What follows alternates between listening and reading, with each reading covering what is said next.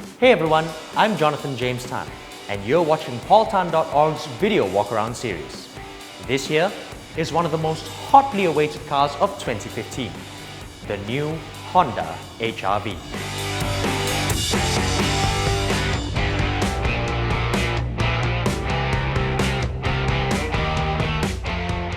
If you think the Jazz is a bit too small, and the CR-V a bit too big, and the Civic a bit too boring, then Honda would love you to believe that this is the ideal car for you. Is it? Spend a few minutes with us to find out.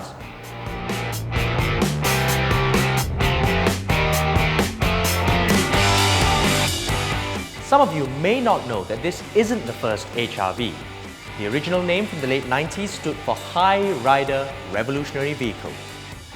This one though stands for Hip and Smart Runabout Vehicle. Sorry, it's really hard to say that while keeping a straight face.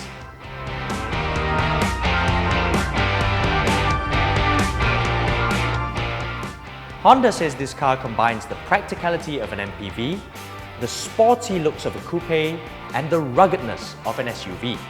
Yep, it's a 3-in-1 special right here.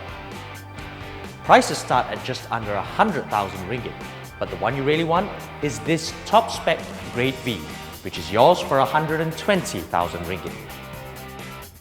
Whichever variant you choose, you get a 1.8-litre iVTEC engine from the Honda Civic with 140 horsepower and 172 Nm of torque.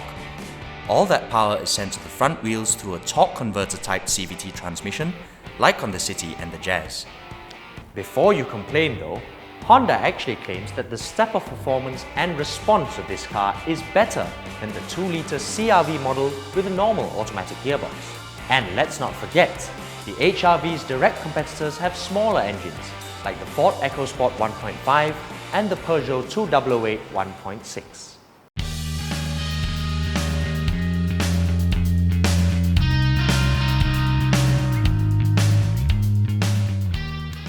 Looks are subjective, of course.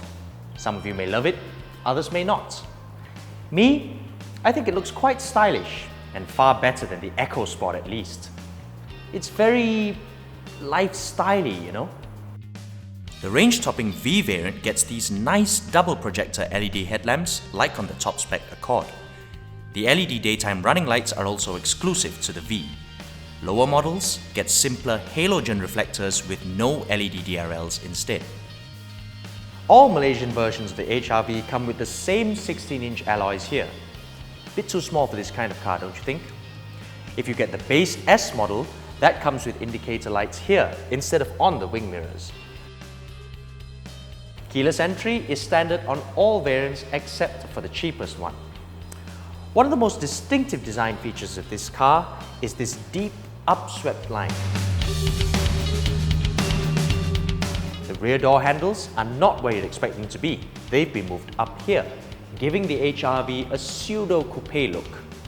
This is pure form over function, by the way, as the handle is now set so high up, it might be a bit out of reach for your kids.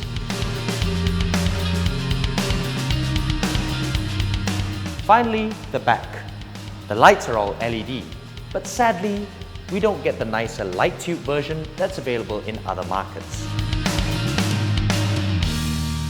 Overall though, I'd say it's definitely a funky looking car.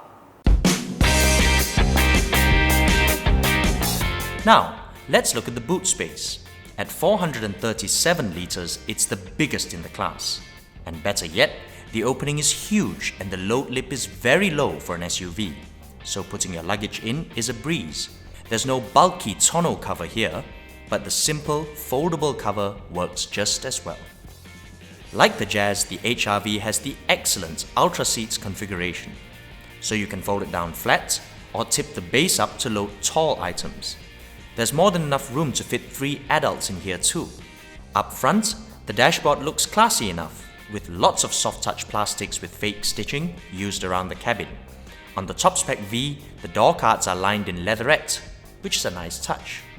The seats are fabric in lower models and part leather in this one. No option for full leather upholstery, sadly. Malaysian models also miss out on paddle shifters, panoramic sunroof and Honda Lane Watch that are available in other markets. What we do get is the cool electroluminescent instrument display with 7 color options.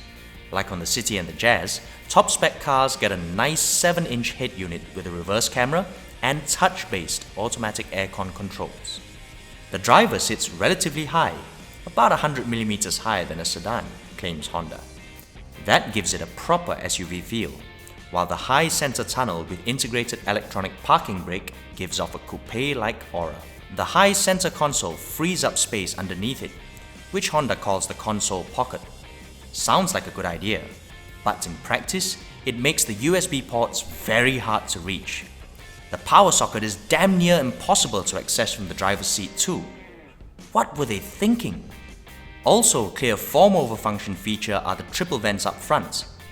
Honda says they're good enough to cool the rear passengers without needing dedicated rear vents. Does it work? No. Last, but certainly not least, safety. The top spec HR-V, just like the City and the Jazz, gets 6 airbags. Well done again, Honda Malaysia. Lower variants, as usual, get just 2 airbags.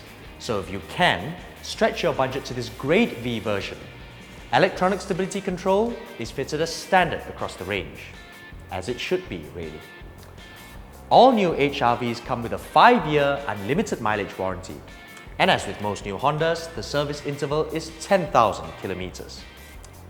For more information on the Honda HR-V, including the super long options list, check out our new car research website, carbase.my.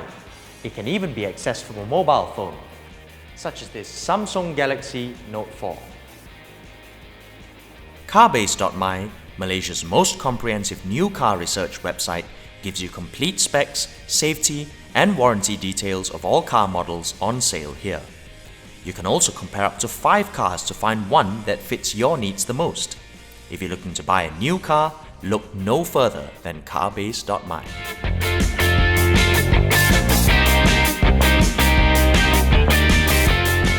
So that's it for the new Honda HR-V. You want to know if it's good to drive? Read the full review on paultan.org. As always, if you liked watching, give us a thumbs up and subscribe to our YouTube channel. Thanks for watching.